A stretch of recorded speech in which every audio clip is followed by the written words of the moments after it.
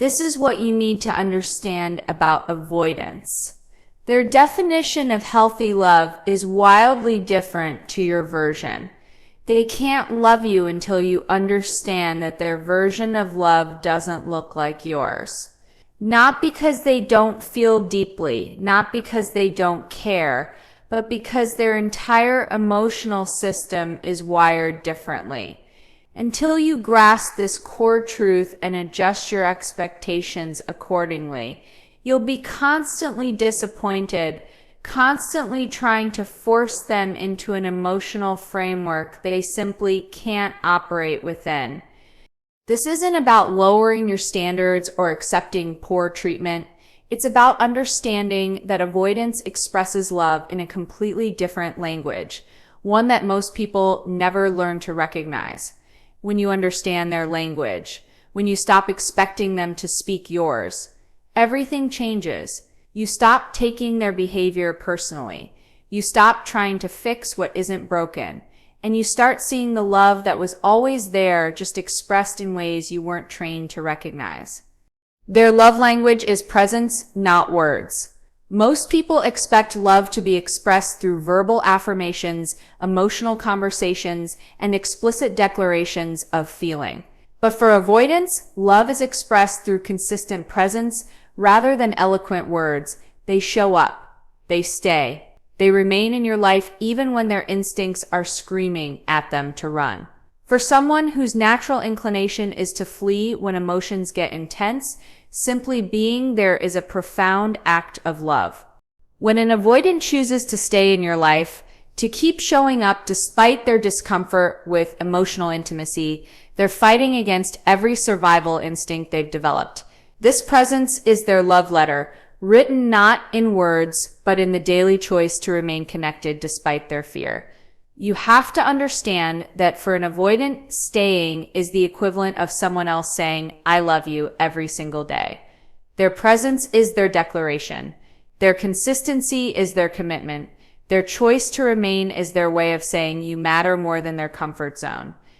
When you understand this, you stop waiting for verbal confirmation of their feelings and start recognizing the love in their reliable presence. You see that they're choosing you every day in the only way they know how, by continuing to be there despite everything in their system telling them to protect themselves through distance. Their love is shown through actions, not emotions. Avoidants are uncomfortable with big emotional displays, both giving and receiving them. They don't express love through dramatic gestures or emotional conversations. Instead, they express love through practical actions, subtle care, and quiet consideration. They'll fix something in your house without being asked. They'll remember you prefer a certain type of coffee and always have it available. They'll notice you're stressed and quietly take care of tasks to lighten your load.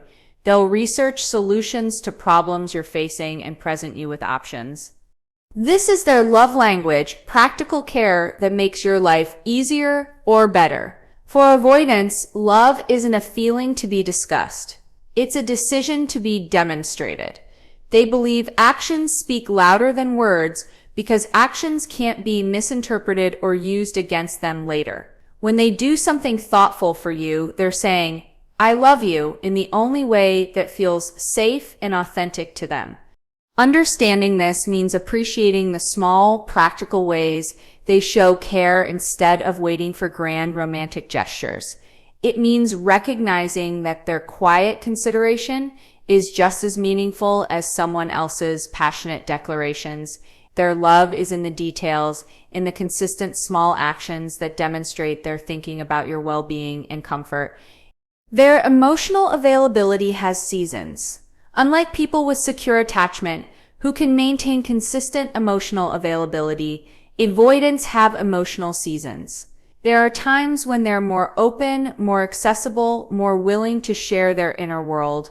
And there are times when they need to retreat, process, and regulate their emotions in solitude. Understanding the seasonal nature of their emotional availability is crucial. It means not taking their withdrawal personally and not panicking when they need space. It means recognizing that their need for emotional distance isn't about you.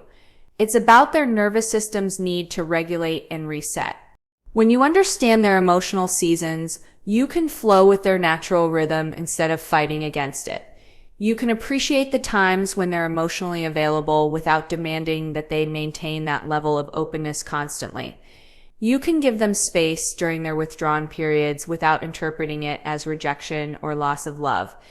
This understanding allows you to be patient during their winter seasons, knowing that spring will come again. You learn to value the moments of emotional connection without trying to force them to be constant. You recognize that their need for emotional space is part of how they maintain their ability to love you in their own way. Their boundaries are love, not rejection. Avoidants set boundaries not to keep you out, but to keep themselves functional. Their boundaries around communication frequency, emotional discussions, and physical intimacy aren't about rejecting you. They're about maintaining their ability to stay present in the relationship. When an avoidant says they need space, they're not pushing you away. They're trying to preserve their capacity to be with you. When they limit deep emotional conversations, they're not avoiding intimacy. They're managing their tolerance for vulnerability so they don't get overwhelmed and shut down completely. Understanding that their boundaries are acts of love requires a complete shift in perspective.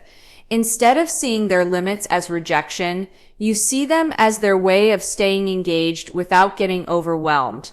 Instead of fighting their boundaries, you respect them as necessary for their emotional well-being and your relationship's sustainability.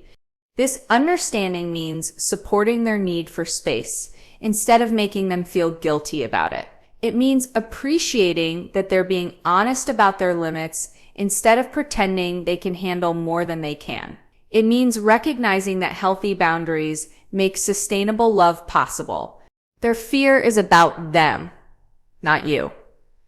Perhaps the most important thing to understand is that an avoidant's fear of intimacy has nothing to do with you and everything to do with their past experiences and internal wiring. Their walls aren't about your worthiness. They're about their own survival mechanisms. When they pull away after moments of closeness, it's not because you did something wrong. It's because intimacy triggers their nervous system's alarm bells. When they struggle to express their feelings, it's not because they don't have feelings. It's because emotional expression feels dangerous to their deeply conditioned psyche. Understanding this separation between their fear and your worth is liberating. You stop trying to prove you're safe enough to love and start accepting that their fear is their responsibility to manage. You stop taking their emotional struggles personally and start seeing them as the result of wounds that existed long before you entered their life. This understanding allows you to love them with compassion instead of frustration. You can see their struggles without making them about you. You can support their healing without making it your responsibility. You can love them where they are instead of where you wish they could be. Their capacity grows gradually. Avoidants don't suddenly become emotionally available overnight. Their capacity for intimacy, emotional expression, and vulnerability grows gradually, like a muscle being slowly strengthened through careful exercise. Expecting rapid change or dramatic transformation will only lead to disappointment. Understanding their gradual growth pattern means celebrating small improvements instead of waiting for major breakthroughs. It means recognizing when they share slightly more than usual, when they stay present during mild conflict instead of shutting down, when they choose connection over comfort in small moments. This gradual growth requires patience that most people aren't prepared for. It means measuring progress in months and years, not days and weeks. It means appreciating micro changes instead of expecting macro transformations. It means understanding that their journey toward greater intimacy is a marathon, not a sprint. When you understand their gradual growth pattern, you can be supportive without being pushy. You can encourage their small steps forward without demanding giant leaps. You can create safe conditions for their growth without trying to force the timeline. Their love coexists with fear, For avoidance, love and fear aren't opposites. They're companions. They can love you deeply while simultaneously being terrified of that love. They can want closeness while also needing distance. They can value your relationship while also feeling threatened by its intensity. Understanding that their love coexists with fear means not expecting them to choose one or the other. It means accepting that they might always have some level of anxiety about intimacy, even as they grow more comfortable with it. It means recognizing that their fear doesn't negate their love. It just complicates it. This coexistence of love and fear explains many of their seemingly contradictory behaviors. They can miss you while also needing space from you. They can appreciate your support while also feeling suffocated by it. They can want more intimacy while also running from it. When you understand this internal conflict, you stop trying to eliminate their fear and start accepting it as part of their emotional landscape. You learn to love them with their fear intact instead of waiting for them to overcome it completely. Their healing journey is theirs to take. While you can create conditions that support an avoidance healing, you cannot heal them. Their journey toward greater emotional availability, better communication skills, and reduced fear of intimacy is theirs to undertake. Your role is not to be their therapist, but to be their partner. Understanding this boundary is crucial for your own well-being and the relationship's health. It means not taking responsibility for their emotional growth and not making their progress a condition of your love. It means supporting them without enabling them, encouraging them without pressuring them.